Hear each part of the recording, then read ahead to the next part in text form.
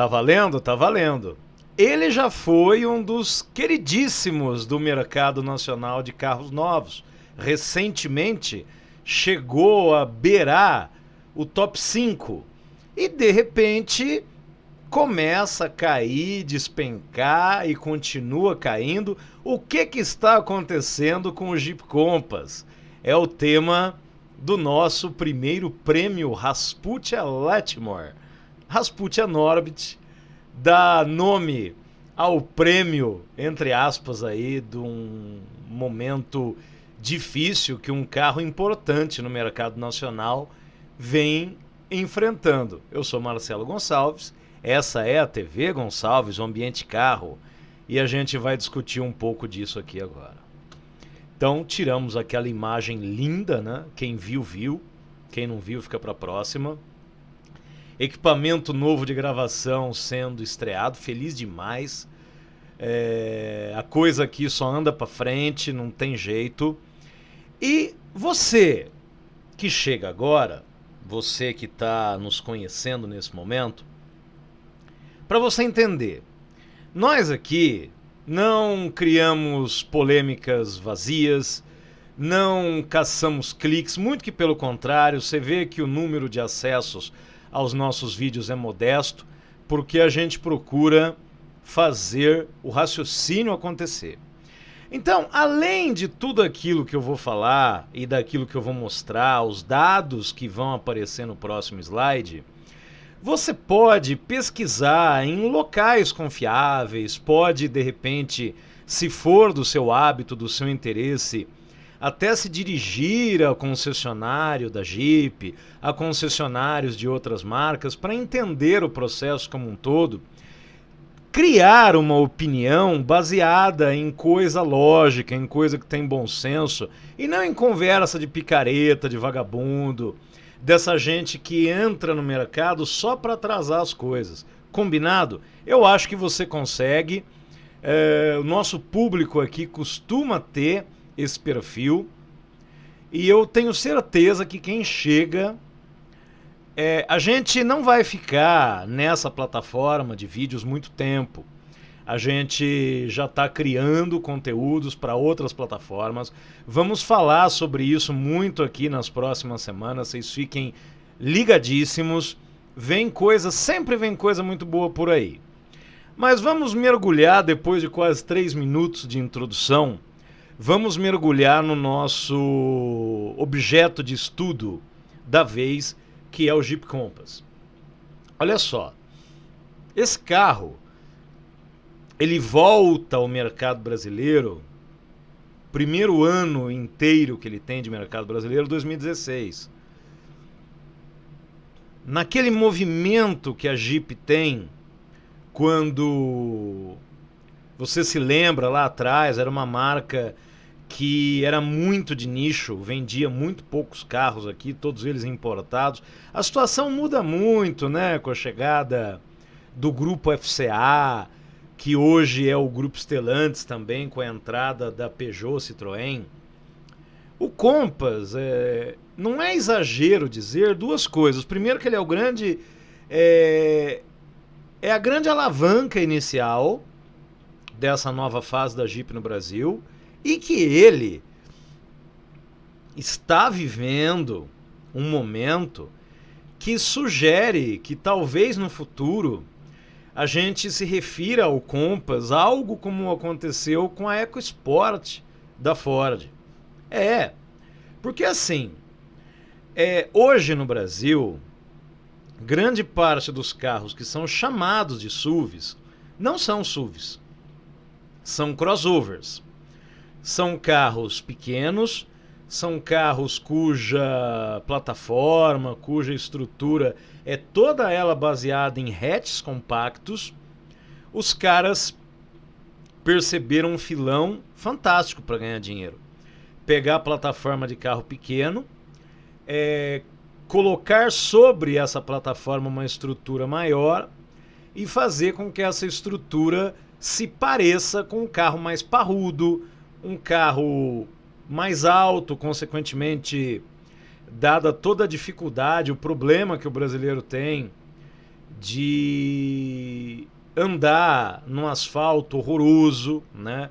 Condições extremamente desfavoráveis, os crossovers, chamados de SUVs. Então toda aquela galera que a gente diz lá, desde o T-Cross, que é o líder da categoria, Renegade, Pulse, Nivus, Kicks, a grande parte da cena do que é chamado de SUV no Brasil é composta por carros que não são SUVs. Você tem que... Primeira coisa que você precisa entender é isso. E o Compass, ele era, dentro de um contexto de mercado brasileiro, ele era o carro que ele conseguia oferecer um pouco mais. Sendo um carro um pouco maior, uma plataforma maior, não atende a todos os requisitos originais do que era chamado de SUV na origem, no mercado de origem, que é o mercado dos Estados Unidos da América. Mas mesmo assim, comparado inclusive com o seu parceiro de loja, o Renegade, ele sem dúvida nenhuma já poderia ser considerado um SUV. E o tempo passou, o tempo sempre passa, o tempo continua passando o tempo todo. E o Renegade, se por um lado o Renegade foi crescendo até um certo ponto, o Compass sempre foi líder, porque ele trabalhava também numa categoria onde praticamente só existia ele no Brasil, e ele vinha de uma marca que até então, por vender pouco, por vender para um nicho e não ter um histórico de grandes reclamações, a Jeep era considerada uma marca aspiracional no Brasil. As coisas mudaram, principalmente no pós-pandemia do Covid. Eu me lembro de um fator que muitos de vocês talvez não se lembrem de imediato, mas assim que eu falar agora, quem é da minha turma já vai... Ah, é verdade que teve isso. Lá para 2022, quando parecia que a Jeep ia nadar de braçada, com motorização turbo no Renegade, em vez daquele e-torque 1.8 polêmico, controverso, velho de guerra, tudo levava a crer que a Jeep ia deitar o cabelo nos crossovers, porque o Renegade vinha de um ano de título anteriormente, e que o Compass também, por sua vez, ia dar continuidade a esse domínio.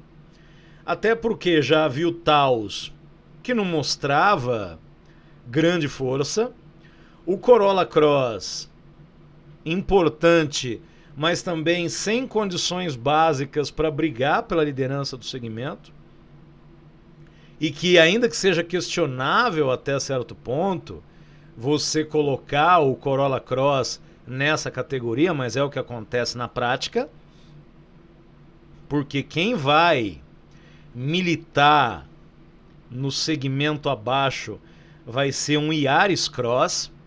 Aí aconteceu uma coisa, eu falei para vocês no vídeo do ranking, que a Volkswagen, aos olhos de quem enxerga de maneira caolha, de maneira precipitada, de maneira binária, o mercado vai dizer para mim: você errou, porque eu disse que não havia futuro nenhum para a Volkswagen sem o nome Gol, e que o Polo não era um carro para brigar pela liderança. Os números frios podem fazer você pensar, o Polo está aí brigando, pouquíssima diferença agora de desvantagem para a estrada, que vem de 3 anos consecutivos, 21, 22 e 23, sendo campeã, caminhando para um 4º título. Mas algumas coisas no mercado, é engraçado, porque a gente às vezes percebe o movimento na hora que ele acontece, mas a resposta nos números, nos resultados frios de vendas, às vezes demora um pouquinho para acontecer. E lá em 2022, começou a acontecer um fato que me intrigava bastante, a Jeep chegando em determinados casos a pedir prazos, olha bem, acima de 6 meses para entregar um carro. Olha só, 6 meses atrás, dia 9 de março de 2024, eu ainda não tinha feito aniversário. Várias coisas que aconteceram na minha vida pessoal nesse meio tempo, não havia a menor perspectiva, muito menos expectativa que acontecessem. Já aconteceram, já deram os frutos que tinham que dar e a gente está repercutindo em cima disso.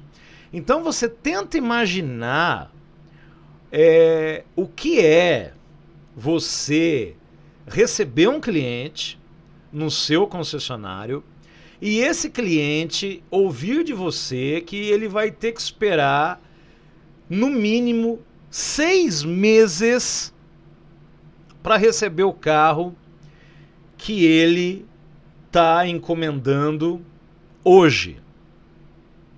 Num primeiro momento, pode parecer assim. Os números, no caso, né, quando o Renegade não consegue o bicampeonato, os caras não tinham um carro para entregar. O tempo passa, a relação entre condição de atendimento e demanda meio que se equaliza, e o que acontece? O consumidor já foi buscar o seu carro novo em outra freguesia. Eu jamais vou esquecer, isso aí a gente nem tinha o canal no YouTube, nada disso, quando certa vez eu fui a um concessionário de uma marca à procura de um carro novo para comprar. E fiz o test drive atendia as minhas demandas, ok. Ao que eu ouvi da vendedorinha que eu teria que esperar 3 meses para que o carro da minha preferência chegasse. O que eu fiz? Virei as costas, fui para um dos concorrentes que me entregou esse carro em 10 dias. E eu não acredito que nesse aspecto eu seja tão diferente do consumidor normal, de uma pessoa normal que tem uma demanda por um carro e foi até uma loja para isso. Eu não acredito que a coisa seja muito diferente disso daí. E o impacto disso é quando você não atende o consumidor e ele de alguma maneira se cansa, quando você lá na frente tenta reverter, muitas vezes já será tarde demais. Então, não sem antes ler ali o texto para a gente passar para o próximo e último slide, depois de um auge vivido em 2021, quando foi 6º lugar geral, e ainda que 2021 seja um ano integralmente afetado pela pandemia, o carro acumula quedas sucessivas. Caiu em 2022, caiu em 2023 e despencou em 2024. Nós vamos ver isso agora, com números, porque é da maneira que nós tocamos essa merda aqui. Nós fazemos estudos sérios de mercado. A gente não vem aqui brincar, não vem aqui caçar clique, não vem aqui bater palma para maluco dançar. A gente trabalha sério. E é exatamente por isso que a gente busca sempre novos horizontes. Então, para a gente concluir o vídeo, eu vou fazer um estudo rápido aqui de mercado brasileiro e mercado do Compass de 2016 para cá. Então, 2026, o carro chega, na verdade ele não chega no início do ano. Vamos até fazer uma colinha aqui, né? Enquanto eu falo com vocês, deixa eu até olhar exatamente quando que o Compass chega ao Brasil. que com esse resultado aí, não é no início do ano,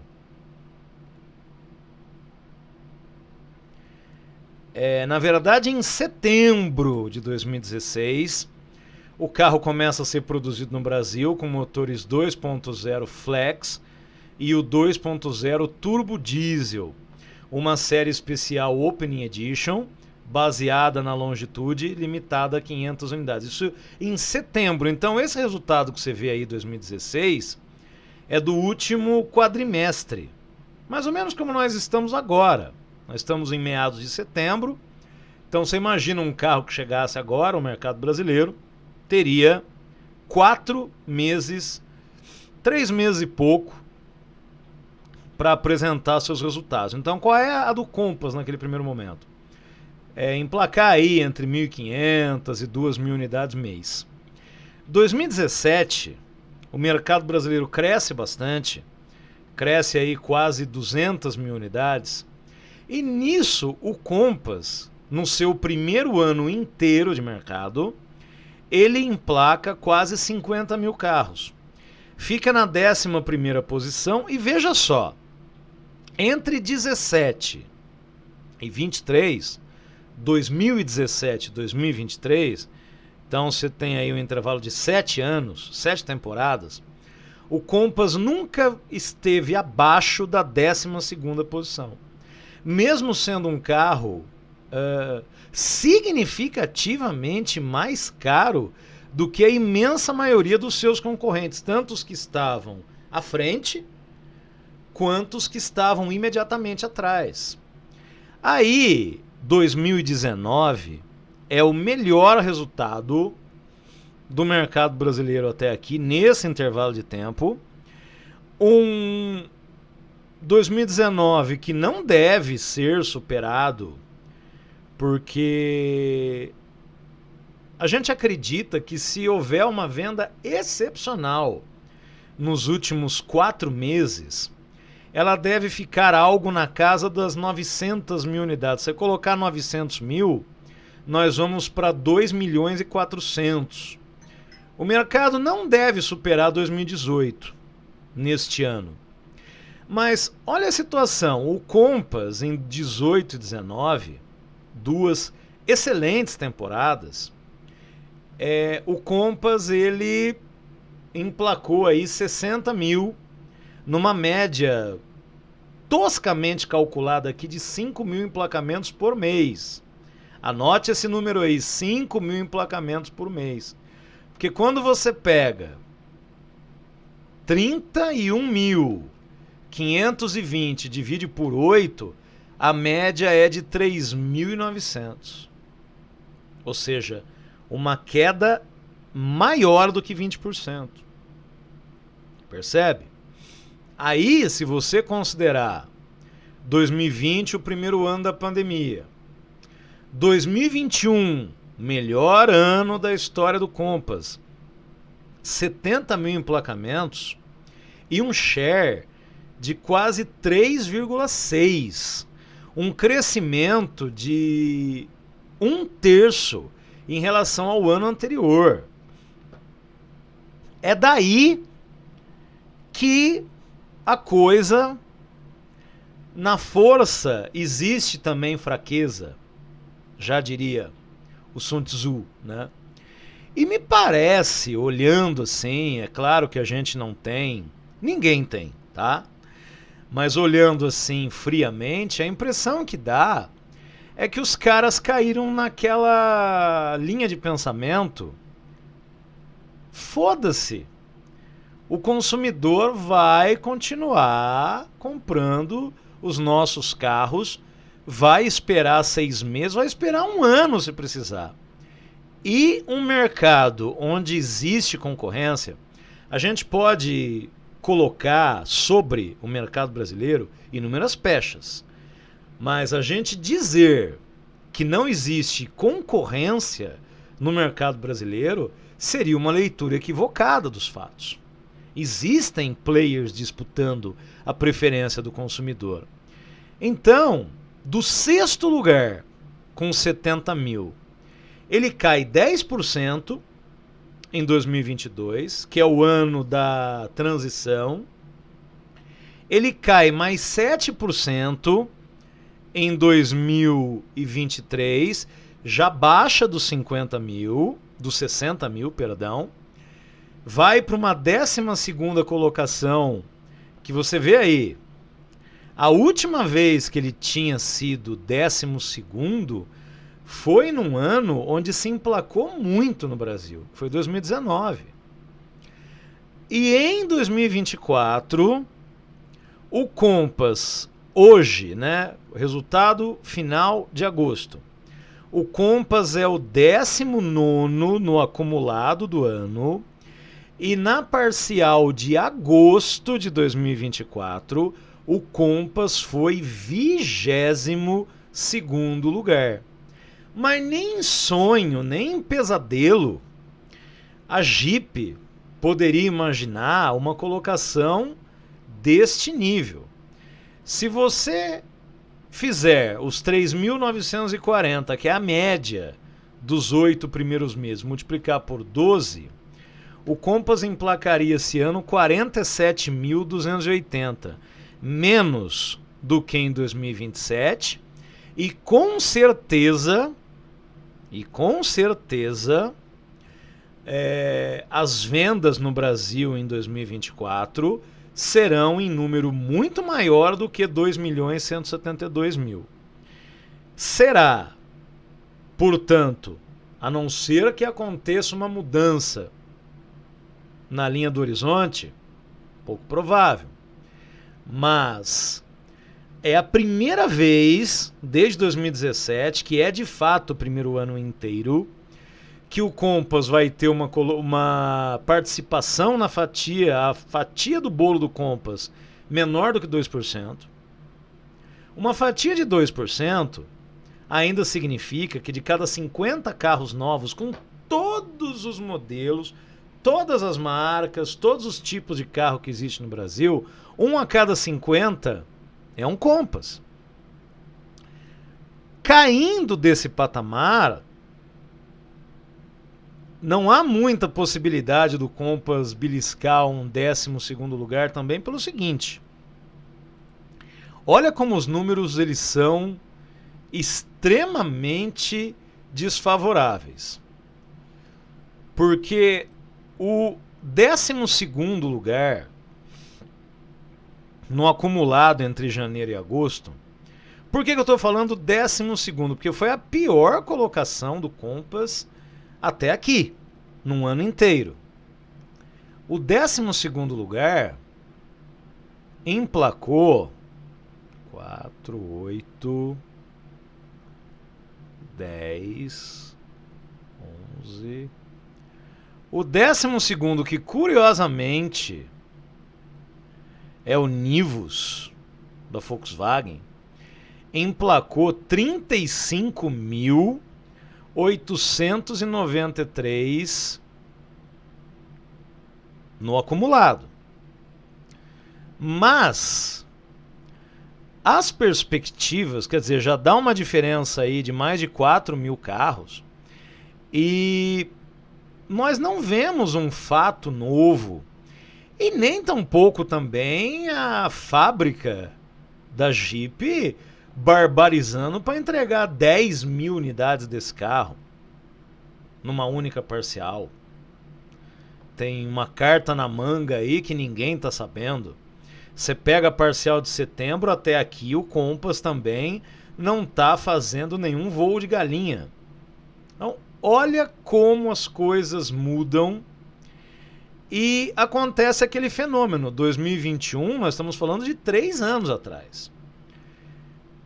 Bastou uma estratégia infeliz, que isso tenha sido travestido de uma demanda reprimida, ou seja, o consumidor queria, estava disposto a pagar, e não havia o carro disponível para entrega, e os caras de repente pensaram que isso seria o suficiente. Porque quando você analisa assim, Marcelo, a concorrência está oferecendo carros melhores, mais equipados, tecnologicamente mais interessantes. A gente não observa muito esse fenômeno nos adversários do Compass. Inclusive, quando você cita o Corolla Cross, quando você compara os dois carros, é até um tanto quanto exótico. Tudo bem que existe uma gama enorme de toyoteiros no Brasil, pessoas que colocam a montadora japonesa num pedestal, é uma coisa meio ridícula, mas é difícil você imaginar que alguém que conheça os dois carros, que tenha feito o test drive nos dois carros, e também, para terminar, uma coisa que talvez eu tivesse me esquecido de falar aqui, e depois teria que fazer um adendo no vídeo para comentar com vocês, problemas de pós-venda na rede Jeep, que se tornou uma das marcas com a pior avaliação entre os consumidores. Então você tem a Toyota, toda aquela idolatria quase religiosa, ou seja, um negócio horroroso que existe, e o cidadão optando pelo Corolla Cross numa suposta escolha racional. Enquanto isso, a Jeep com problemas sérios de reputação no seu atendimento. Vamos colocar assim, porque muitas vezes as pessoas acham que o mundo se resume ao microcosmos que elas conhecem, né? Então, se na minha rua o pessoal pinta os muros de cor-de-rosa, o mundo inteiro deve pintar os muros de cor-de-rosa, né? Na média, a reputação da Jeep no quesito pós-venda caiu muito nos últimos anos. E ponderando isso que eu falei, que é um problema de pré-venda, né? Aquele instante onde você se dirige à loja em busca do carro que você quer, chega lá, não consegue ser atendido, sai sem o carro que você gostaria, sai frustrado e decepcionado. Tudo isso está pesando para esse resultado. Não vou nem usar aquela metáfora do avião, porque recentemente caiu um avião aí no Brasil. E como muitas pessoas têm uma dificuldade tremenda de compreender o argumento, mas um acidente de grandes proporções, ele não acontece por um único e exclusivo movimento. Não é porque um adversário surgiu, e porque a EcoSport, que eu citei no começo do vídeo, ela se arrebenta no mercado quando ela passou a ter um concorrente. E veja só, esse concorrente não foi a Duster, foi a Dacia Duster, que acabou com o reinado da EcoSport, e daí por diante as coisas nunca mais foram as mesmas. Não é um único fator que leva um líder estabelecido, um carro mais caro que os outros, porque os dois grandes fenômenos de venda no Brasil até pouco tempo depois da pandemia, a Hilux continua, mas eram justamente o Jeep Compass e a Toyota Hilux, carros caros dentro de uma realidade de um país onde as pessoas não têm um bom poder aquisitivo, e que esses carros acabaram se intrometendo no ranking com carros que às vezes custavam 3 vezes, 4 vezes, até 5 vezes no caso da Hilux, menos do que eles. Mas a situação mudou, e talvez essa letargia, talvez essa dificuldade que a Jeep apresentou de entender o mercado, de entender como as coisas funcionam, tenha levado a esse merecidíssimo prêmio Rasputia Letmore. Vamos ver se nos próximos meses teremos outros vencedores aí pra gente repercutir com vocês. Espero que vocês tenham gostado. Nos vemos no próximo vídeo. Um grande abraço. Fui.